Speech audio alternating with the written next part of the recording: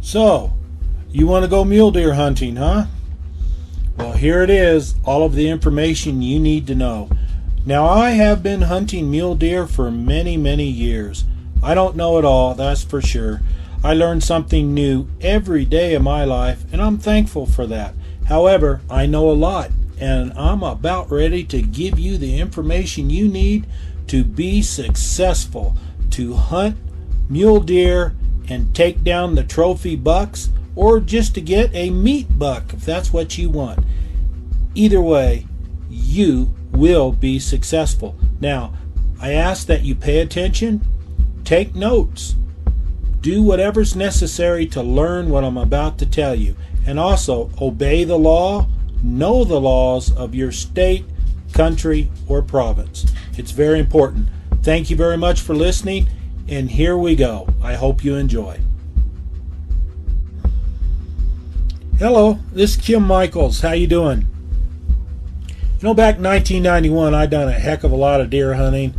Obviously, only one deer per year in the state of Colorado, but I took out a lot of friends deer hunting and learned so much about deer hunting, mule deer hunting, over the years.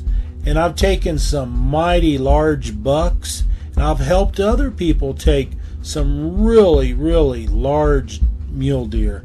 It's something else. I'll tell you what, guaranteed mule deer, the secrets and strategy. Now, this is taken from my book, published in 1991. The title of it is Guaranteed Mule Deer, the Secrets and Strategy. I tell you what, everyone has an idea of what a trophy is to them, and that's what you need to go by. Don't worry about people poking fun of you. As long as you're out there for the hunt, enjoying the hunt, and obviously, if you have a choice of deer, you're going to shoot the biggest one, aren't you? If you got a buck tag. I always advise everybody, always obey all the laws, and it's up to you to know what the laws are in your state, country, or province. It's up to you, because if you make a mistake, who's going to pay for it? You are, not anyone else. So know what the laws are and abide by them. That goes without saying. Now, as with everything, scout out your area ahead of time. You have to know what's going on. You have to know where the deer are, where the sign is, where the watering holes are, where they bed down, where they feed in the morning, in the evening, etc. You have to know these things. So you have to use common sense. Now, when it comes to bullet selection, things of this nature, anything that will down a white-tailed deer will down a mule deer. It's simple as that. 270, 30-06, 243, 7mm Remington Magnum, 338 Magnum, 300 Winchester Magnum. We're getting into some pretty big overkills. Shot placement is so important. Heart and lung area is where you want to put the bullet. Usually about 150 to 165 grain, and that will take down the deer. I can guarantee you that. Now, when we talk about mule deer, just what is a mule deer? Mule deer have somewhat heavy bodies and very strong legs. Mule deer can weigh up to 400 pounds or more. Yeah, I know, I've seen them. I've seen mule deer, I'm telling you what, they look like elk. They are huge, I'm telling you. The average weight is around 170 to 200 pounds for a 3-year-old buck. The deer have large mule-like ears, hence the name mule deer. The antlers are very tree-like in appearance, with tines that are forked or Y-shaped. The color of mule deer will vary slightly with the seasons. The summer coat is reddish in appearance. The winter coat is brownish gray. The belly, throat patch, and rump patch are white. The tail is either black tipped or black on top. The overall body length is 6 1/2 feet. Could be a little bit longer, but not really. Height at the shoulder is around 3 1/2 feet. The antler spread on the trophy class bucks run from 30 to over 40 inches. That's a big deer. And if you're watching the video that this audio is connected to, you're looking at some real trophies right there. The mule deer really has no markedly fixed home territory. The deer can be found at timberline elevation, open forest, brushy areas, rocky uplands, and even in desert areas. Range from Alaska to Hudson Bay and south to Mexico throughout all western states. Now, let's get into a few important details here. The general habits of all mule deer include the following. High activity in the early morning from 4 a.m. to 9 a.m. Now, obviously, you can't hunt at night. That's illegal as far as I know every place. But that's the high activity time. Now, when you're out searching, you're looking at your area, you're scouting it out ahead of time, you have to know where the deer are. Now, you don't chase them because you'll chase them out of the area. You don't disturb them because you don't want to break any laws, and you want to make sure they're going to be there when it's time for you to go hunting during legal times. Now, high activity in the evenings and on moonlit nights. The most productive time is 30 minutes before dark.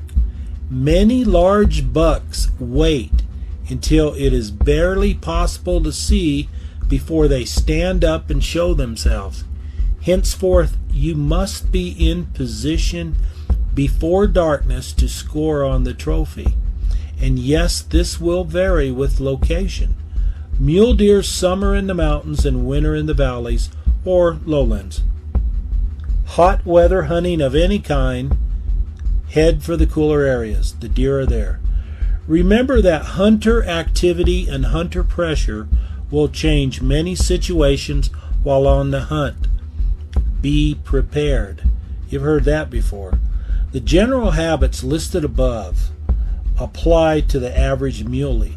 Now, mule deer that have been disturbed, conditioned, chased, shot at, pestered by man or dog will not be your average deer. The activity time frame will change. Now, you have to know your area. Remember that mule deer, if disturbed or harassed in a heavy manner, will migrate out of the area entirely. The big bucks are the first to leave. So keep that in mind if you're out messing around in the woods, and if you're trying to get ready to go hunting, you got to make sure you don't disturb them. Now, let's talk a little bit about trophy estimation of mule deer. As a general guide for the serious sports person, the following will provide all you need to know to determine if the mule deer you see in the field is a trophy quality buck. A mule deer is trophy size if the antlers are at least 1/2 the animal's height from the withers to the ground, or if either antler overhangs the body by at least 1/2 of the body width. Still, other considerations are the circumference of the antlers. Many hunters look for large diameter. Other hunters look for the widest spread or width. Some hunters want a combination of everything. Well, I do. I kind of want a combination of everything. Large antlers, massive antlers, large width, very tall. I'm a happy guy. All of this simply boils down to the matter of personal choice. So whatever it is you want, I guess you can find it out there if you look hard enough. A trophy deer is in the eyes of the hunter. It could be your very first deer, regardless of size. It is simply what you make of it as an individual. So it's up to you. If you're happy, well, that's your trophy. Be happy.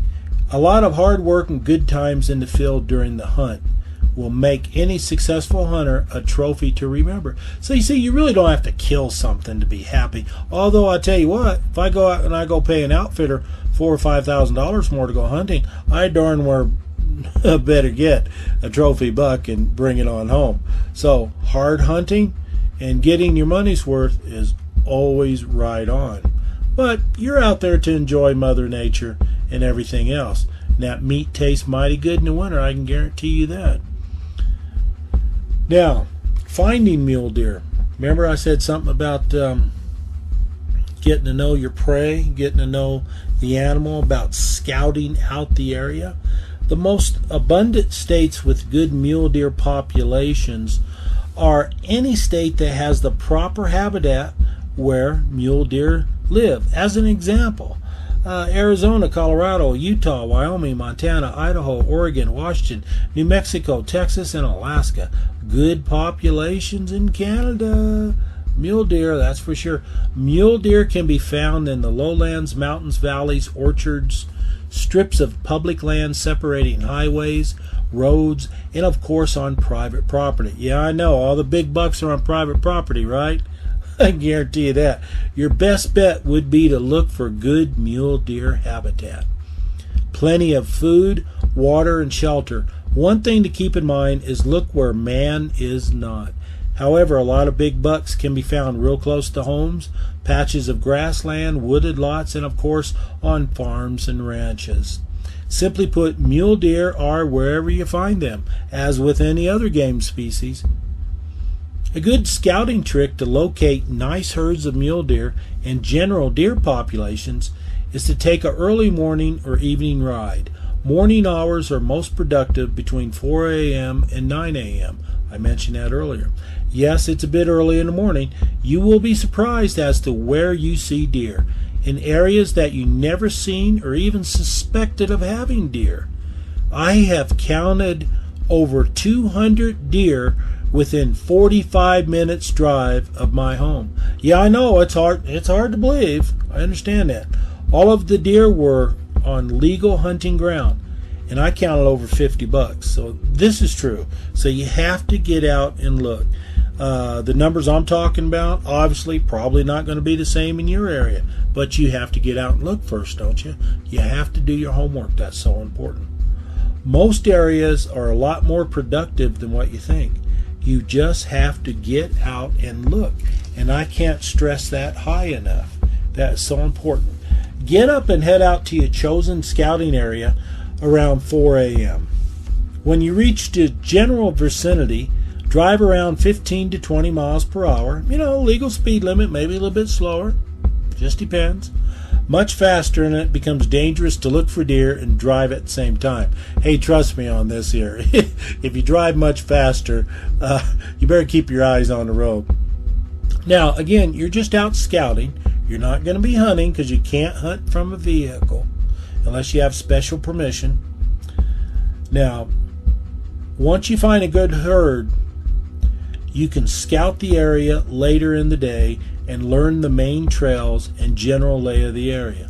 Also, you can spend the required time to know watering holes, feeding areas, bedding spots, and tree stand locations, or other ambush spots or whatever suits your purpose. Many times I have spotted large 4x4 or 5x5 bucks right next to the highway. The deer were close enough to the trees to escape danger if need be. You have to look and you will see. Now, it took me a while to learn that deer don't need trees. They don't climb trees. Yeah, I know that. So all because you're looking at a real nice, pretty wooded area doesn't mean there's any deer there at all. A lot of times deer, and even obviously antelope, they're out there in the prairies. You don't know it because they're down in the valleys, in the coulees, and they're hiding down in the grass and other areas. There's deer right there. You probably drive by all the time. You don't even see them.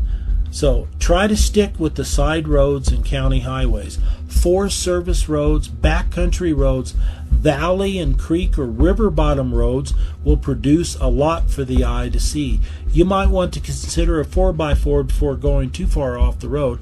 And obviously with all the new laws, rules, and regulations around, you have to know what's going on, because if you step off that designated roadway in a vehicle, you drive off there, I tell you what, you could get a heavy fine. So again, you have to know what the laws are and use common sense and good judgment.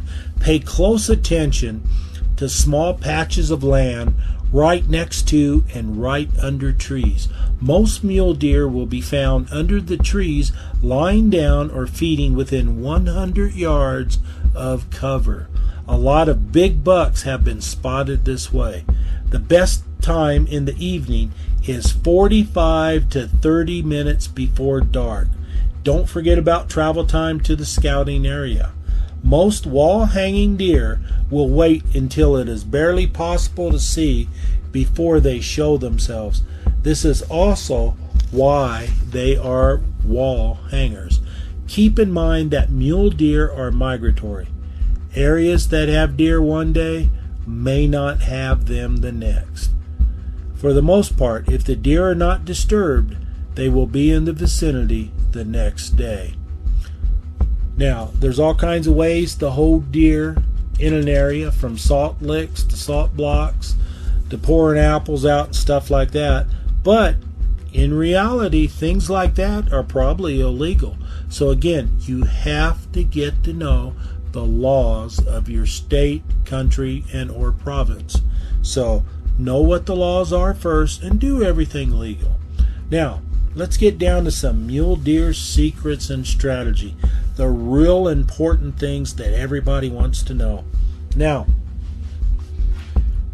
1.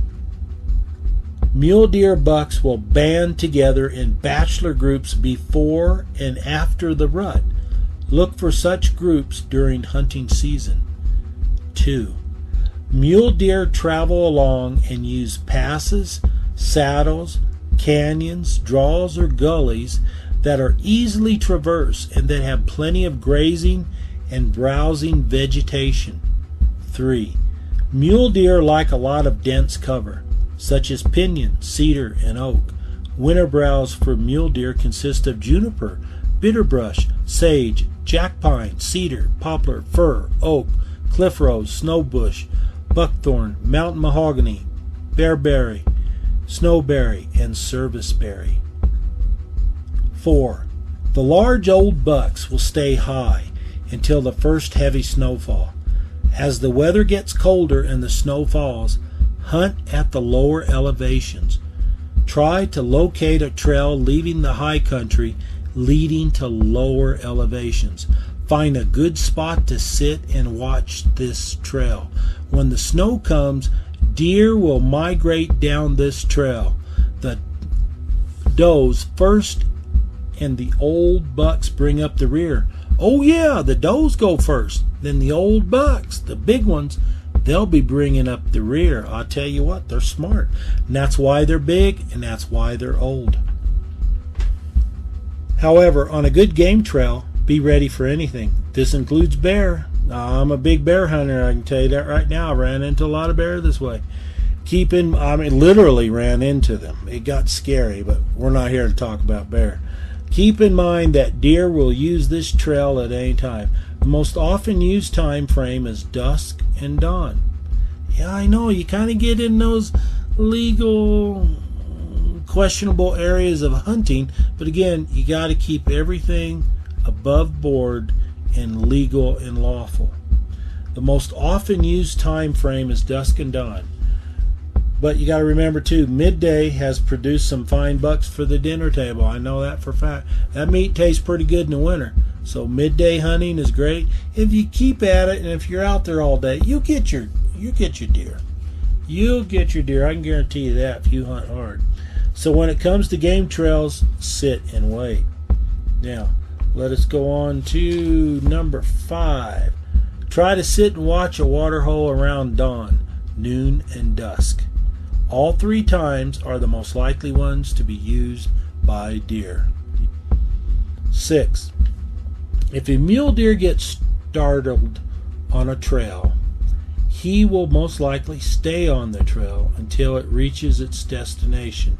It will not break the trail unless it senses great danger, and even then it is reluctant to do so. So, let me repeat this. If a mule deer gets started on a trail, it will most likely stay on the trail until it reaches its destination. That's more or less true, but sometimes if they get spooked or startled, like I was starting to say last time, it will leave the trail. But if it doesn't, it will not break the trail. It'll usually stay there and follow right on down. Now, number 7, sometimes, about 50% of the time actually, a mule deer that was jumped up and takes off running will usually stop for a brief moment before going over a crest or ridge and look back to check out the situation. This is the best time to make the first shot count. A word of warning is needed here. Many older bucks that have lived to see many hunting seasons is less likely to stop and give you the opportunity to bring him down. So you might have to shoot that monster buck on the run. If the deer is just bouncing away at a casual speed, chances are he will stop and look back. If he is flat out running full speed ahead, he probably will not stop and look back.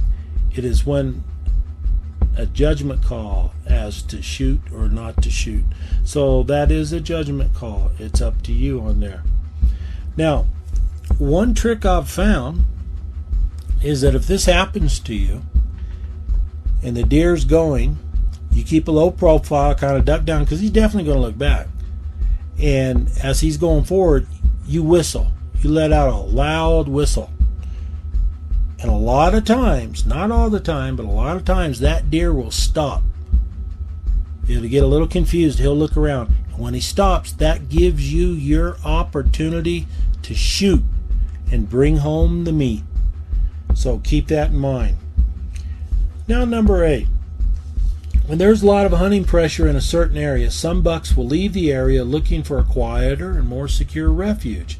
And that's true with elk, too. Other bucks, depending on the age, health, and geographical location, will hold tight and hide. A lot of skillful hunters overlook a lot of bucks just because they think that a mule deer buck will not lay quiet and still while less than 30 yards away. An old crafty buck, which has been around many hunting seasons, come and go, has a lot of life-giving skill and patience, much more than the average hunter. So any old crafty buck that's seen a lot of these seasons go by, they know when to hold tight. And I can tell you that for a fact. There's been a lot of times I've walked down a trail, cut through some paths, forest. I'm just looking like, what's that? Oh my goodness, look at the size of that deer. 20 feet away. 20 feet. Kept walking. He didn't get up, but he sure did watch me. He was worried. I wasn't hunting deer anyway. I was just out scouting around. And it's just amazing because the deer will hold still until you're out of the way, and then they'll leave. Or if they're startled, a lot of times they'll jump up and they'll leave. Or if they get scared, they'll go ahead and leave. So it just depends upon the situation. Now, 9, let other hunters do the hunting for you. When a lot of hunters are up high hunting, most of the mule deer will travel down to the low areas to hide.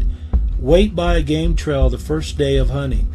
This trail must be one which is readily used by deer and one which is in the vicinity of heavy hunting pressure from higher elevations. Many large bucks have been killed this way over the years. Keep that in mind. 10. Mule deer will generally bed down during the day in the mountains on the north slopes and benches where there are numerous shady areas. 11. Mule deer will congregate in low river bottoms when pressure is on in the higher elevations. 12. If at all possible, try to hunt during the rut. Mule deer bucks are very reluctant to leave the does. Well, of course, you know the does are the female deer during this special time. Also, the more dominant bucks will be alongside the does. Wherever the does are, the best bucks are. Keep that in mind. I could turn that into a real funny human joke, though, but I'm not going to do that. So we're just talking about mule deer now. So 13, for big bucks with large antlers and good quality meat, hunt where there is an abundant supply of food, cover, water, and seclusion from everyday man. Because the deer don't want to be around man. On the flip side, I've seen some huge deer right next to schools, colleges, and things like this. Of course, you know, they're not being molested or bothered by dogs or people or anything. Because cops are right there watching them, and that's just the way things are. So there's some big deer close to town. The only thing you can do with them is just take pictures. Now, number 14, around 70% of the time, mule deer will stop running after going over a knoll or ridge, which has put the hunter out of sight. So, you're chasing a deer, takes off running, goes up over a ridge, and you think, oh man, he's gone. He's 20 miles away by the time you get up the top of that ridge. Not necessarily so. So when you start to go over that ridge, you have to be not only quiet, but you have to be stealthy where hopefully they won't see you. And if you can just barely creep over there and scout that area out, you may see him only 20 or so yards on the other side. So keep that in mind. 15. Mule deer bucks almost always like to bed high to keep a good view of any potential danger. This is usually with little cover and open areas, next to a scant bush or under a ledge. This will vary with location. 16. Always do more looking, glassing. Use your binoculars with a good spotting scope and or a pair of binoculars. Take your time. You will see more deer.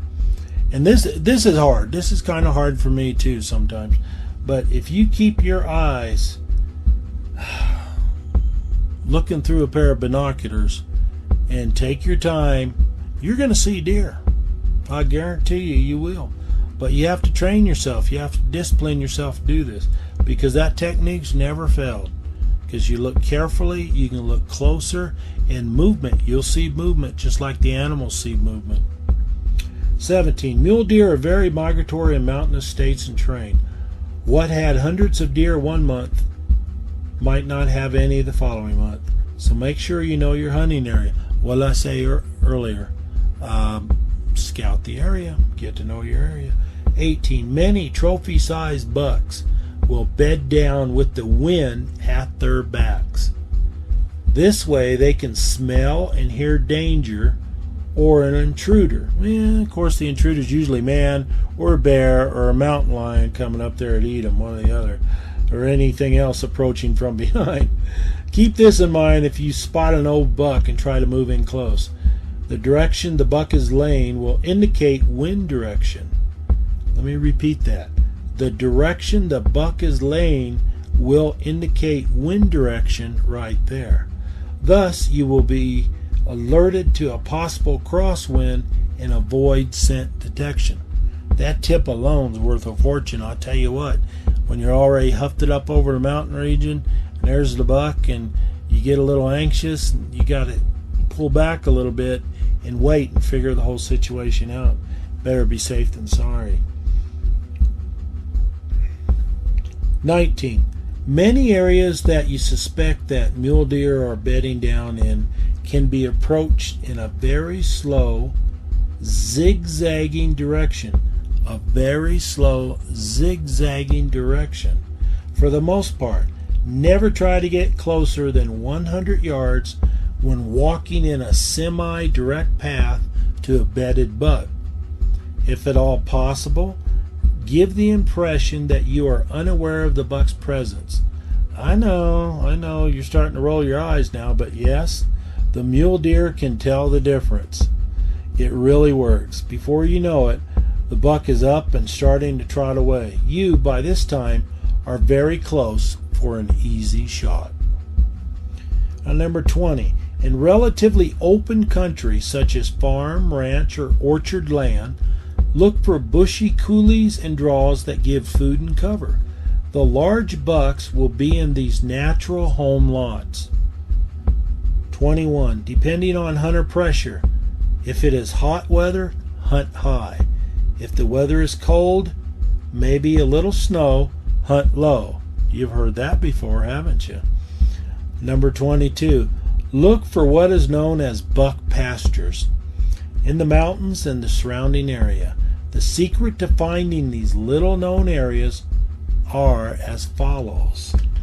Now, the first one here for finding buck pastures.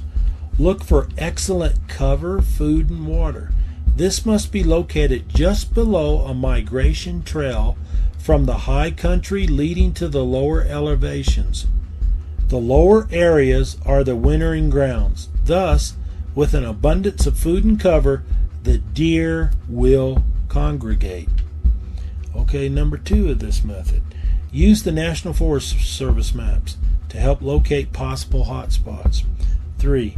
Use the topographical maps and locate any routes of decent travel for deer, which will use passes, saddles, small canyons, draws, or gullies. Always consider easily traversed areas. 4. You must scout out the suspected area of concentration far before the actual hunt. You got to get out there and look. You got to scout and know your territory. Always know the area very well. Look for deer sign in areas that have plenty of browsing vegetation. Now, number 5 of this method.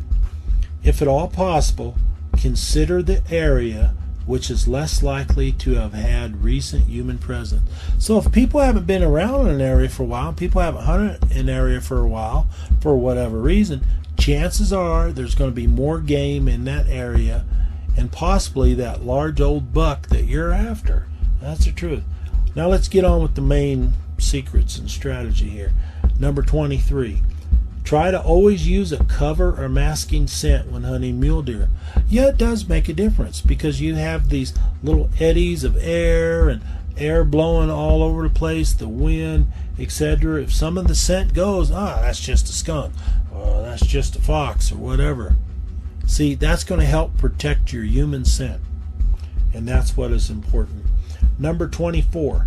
When hunting season opens, mule deer will head for the thickest, ugliest, most impossible cover in the area. Again, that sounds like hell, depending upon where you hunt at, and gladly stay there, as most hunters refuse to work that hard for mule deer. Get out and work that terrible, thick, and ugly area. The deer are there. That's right. A lot of hunters, I'm not going to get out my truck and go work down there. That's too much work. Well, hey, that's what the problem is, let me tell you. Wherever you think the deer aren't, guess what? That's usually where they are because no one else is there. No one's bothering them. That's where they go. Number 25. If you flush a big buck from cover, he usually will not return to that hiding place.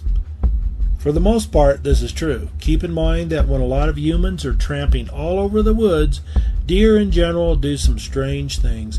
And they do. They repeat past mistakes, which in this case means returning to a former hideaway. So you're constantly on the go, you're constantly on the move, you're looking every place, maybe twice. You'd be surprised. Deer will circle around, come back, watch you leave the area, they'll go right back and bed down again. And I've seen that time and time again. Number 26. A steep, long ridge with plenty of cover will be an excellent spot for a deer drive. One person walks the bottom of the slope, a second driver will hang back a bit and will move in the same direction about halfway up the side of the slope.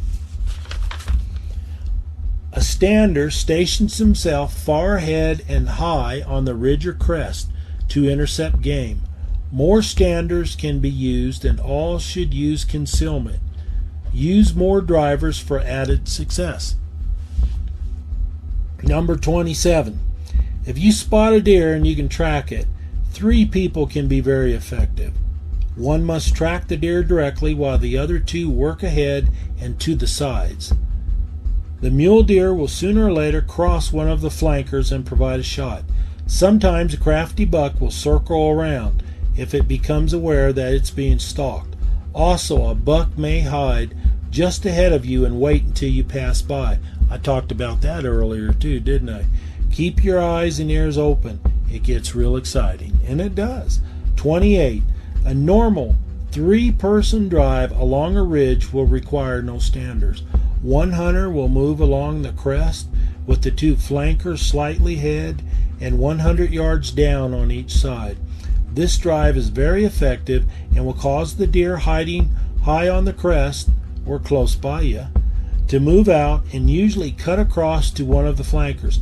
Any deer jumped by the flankers may attempt to head out the opposite direction by way of the crest, thus providing a shot and a face-to-face frenzy for the person working the crest. So if you're working the crest, be prepared.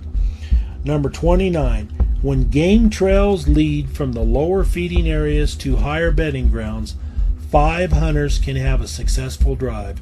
The trails must be by way of a pass, saddle, or other upward sloping terrain with fair to excellent cover. 3 of the hunters move from the bottom up and along the center and sides of the natural funnel. The other 2 hunters wait at the top for any deer flushed out. I'm telling you what, a lot of these plans here, I'm telling you, they work. They work very thoroughly. Now, obviously, you have to use hunter safety. You have to keep that in mind. Where you're putting your bullet, which way you're shooting, where all the other people are. So you have to be careful whenever you use drives or methods of this nature. Now, the very last one here, number 30, the lone hunter can make do on a drive if need be. The method here is to let rocks do the driving. Sticks also work. Pick a prominent spot very close and overlooking a prime game trail and cover. Toss rocks, sticks, or what have you into thick bushes, cover, and likely area that contain deer. The noise will scare them out and place them in your sights for a shot. Try to use a little concealment when you're by yourself. If the deer see you, they might not flush out so easy. Many times the deer will hold tight and make things difficult. One more trick that the lone hunter can do is to walk a ridge line with moderate to heavy cover on the sides and toss the rocks or sticks over the edges to likely locations. A lot of deer have been taken by this technique. Well, there you have it. You really have the secrets and strategy to hunting mule deer. Go ahead and re-listen to this 2 or 3 times, get the details down, and take notes if you want. And enjoy, because you're going to be successful. You're going to bring the meat home, and happy hunting always. Thank you.